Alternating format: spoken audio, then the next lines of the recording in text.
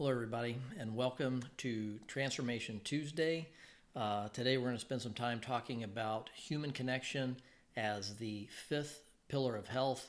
This is going to be a drum that I will continue to beat over the course of my career, and I want to lay the groundwork for you. So, in introduction, we are all familiar with the four pillars of health, that being exercise, nutrition, stress management, and sleep. And again, I would like to make the argument that human connection is indeed a fifth pillar of health that we should all be considering, and not only considering, but working towards emphasizing in all of our lives. Renowned author Brené Brown has defined human connection as the energy that exists between people when they feel seen, heard, and valued, when they can give and receive without judgment, and when they derive sustenance and strength from their relationships. Social connection, which is the cousin of human connection, is more broadly defined as the experience of feeling close and connected to others. This connection can take the form of belonging to a particular group, such as a church, a neighborhood, a club, or even a charitable organization. There are innumerable studies that have noted the correlation with human connection and health, so linking strong social connection with a number of health benefits. And so in particular, they've demonstrated a decreased risk of anxiety, depression, and risk of suicide with increased social connection. They have demonstrated a decreased risk of heart disease, a decreased risk of certain type of cancers, and even a strengthened immune system. Social media is a bit of a double-edged sword, and I have ambivalent feelings about social media in general, but particularly as it pertains to human connection. Now, there is little doubt that we can indeed improve human connection by maintaining friendships that are long-distance relationships, high school or college buddies that live, 1,000 miles away that we at one point really, really loved and were connected with, and this gives us an opportunity to stay in connection with them when other means probably aren't as practical and as useful. It can be used in community building. There are a lot of, Facebook pages devoted to certain interests that people share in common, that they can meet new friends and share these common worldviews and experiences. So I feel like there's value there. That being said, there's no doubt that folks that are sort of the higher users of social media have associated with them actually the highest perceived social isolation. And so because of that social isolation that these particularly young people feel leads to a higher risk of illness and even death compared with lower quartiles of social media users. So it's something that we need to pay attention to, and I think it's best said that social media is best used as a supplement or to augment our relationships, but they should never replace daily social and or human interaction.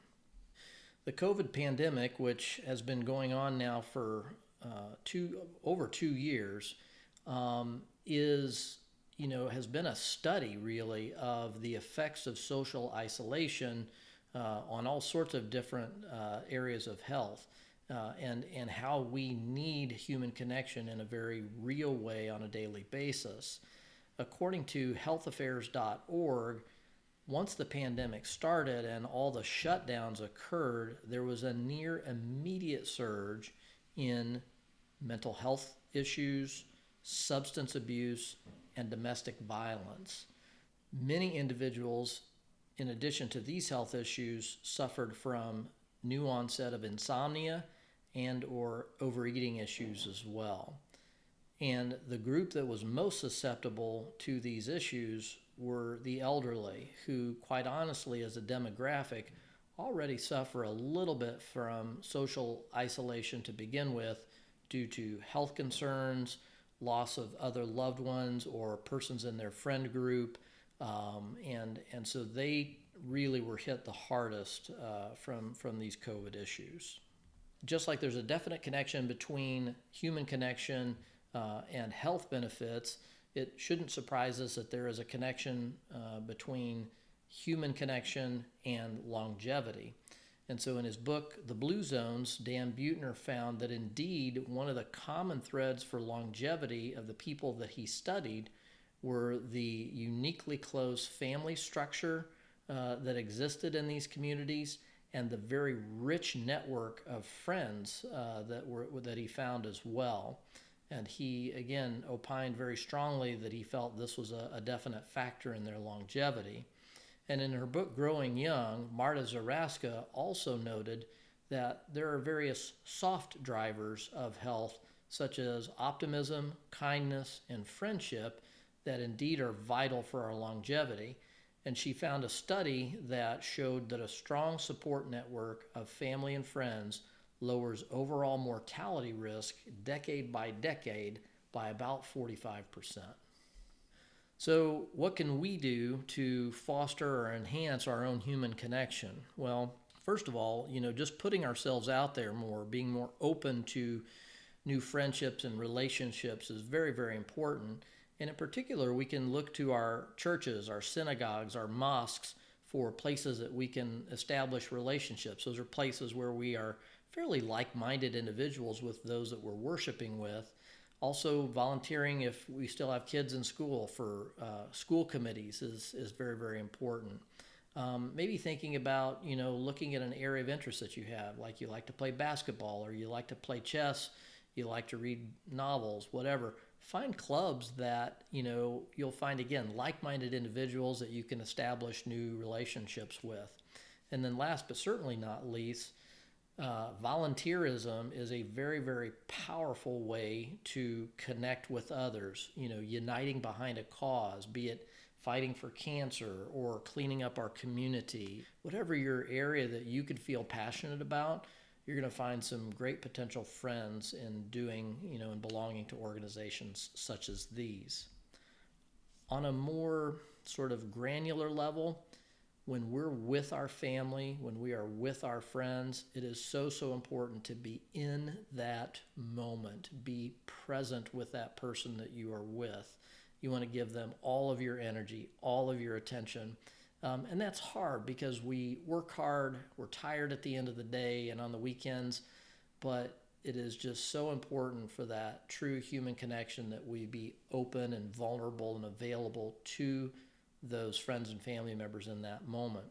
So one important thing we always want to try to do is to stay off of our devices, stay off of your cell phones. It always just like crushes my soul. It hurts my heart when I see like a young couple out on a date and they're both like buried into their cell phones. I mean, it's awful. So don't be that person. And last but not least, when you're engaged in conversation, be engaged in that conversation. Be an active listener and not be thinking about what you're going to say next, but taking in what that person is sharing with you and then being thoughtful and responsive to them in turn. As some of you may know, I recently lost my very favorite uncle, my Uncle Jim, and he was gifted at human connection. When I was with him, there was no doubt in my mind that in that moment I was the most important person in the world to him. And when he gave me a hug and told me that he loved me, I could feel it down in the core of my soul. He was just a very genuine, warm, and loving man. And it was really fascinating because we were at his funeral, and the pastor who was giving the eulogy, at one point during the eulogy, offered the opportunity to those who were there in attendance to, share a few words, a few thoughts, a story or two about Uncle Jim. And it was remarkable to me the number of friends, the number of family members who had that same sort of story, that same theme of of the true human connection that they felt with this man. And so, although on the one hand, I would say, clearly, this was a gift that he had, I feel like it's also a skill that could be learned if we were willing to focus on it. And I feel that not only that is it a skill that we should try to learn, it's a focus we should try to have, because it will not only foster, human connection for our family and our friends and our loved ones, but it will help us live better lives as well. So that's all I have on human connection. Invite you to think about how you can work to improve the connection within your own sphere of influence, and I have no doubt you'll be glad that you did. Thanks so much, as always, for your attention. Love you guys. Take care. Have a good day.